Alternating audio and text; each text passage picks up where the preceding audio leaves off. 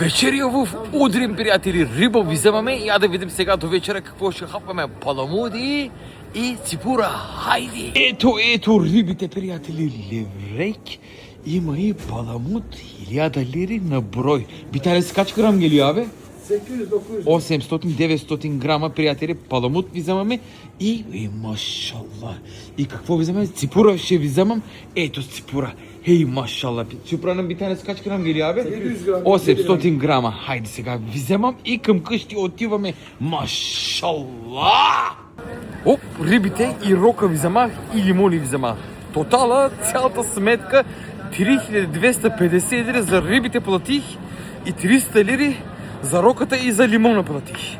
И колко риби има? 2 паламуда и 3 броя ципура има.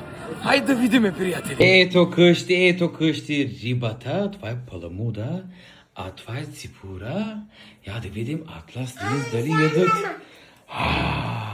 Това какво е? Зеле. Виж Атлас как. Морков. Охо! Я да видя Атласчето.